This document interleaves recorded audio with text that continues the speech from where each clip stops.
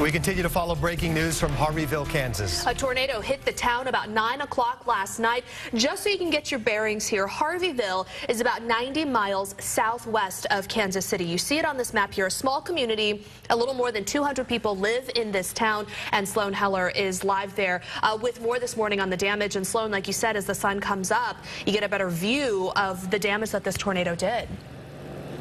Absolutely. Good morning, Jojo. Three big stories coming out of Harveyville this morning. One, we're talking about 3 people in critical condition at the hospital at this hour, no deaths.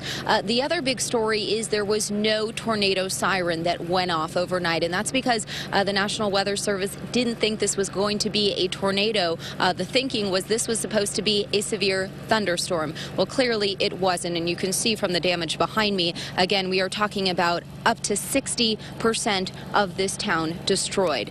Talking to emergency personnel, the other big story coming out is just how this town has come together, pulled together, really just since 9 o'clock last night when that tornado hit. They had opened up this shelter, this high school. They set up buses for people to go to, and in the end, they didn't even need it because everybody in this town and in neighboring towns opened up their homes to friends and family to make sure they had a place to stay. I can tell you, I'm looking across the street right now, seeing some stuff I haven't yet seen before.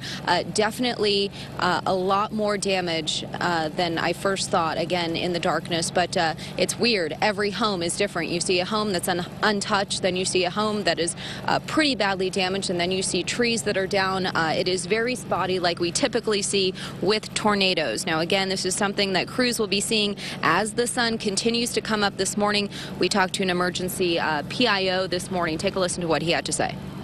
Well, when daylight comes, we'll get a good idea of the scope. We've gone through, we've done a primary and secondary search. We've accounted for all the people, all the victims in town.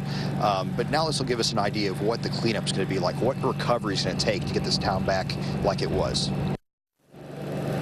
And Governor Sam Brownback has already declared this city in a state of emergency. One other story to note, one of those people in critical condition at the hospital right now apparently was pinned underneath a structure. We don't know if it was a home.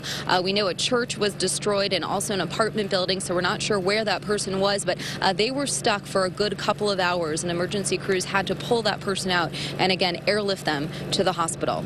That's the very latest from Harveyville this morning. Sloan Heller, 41 Action News Today.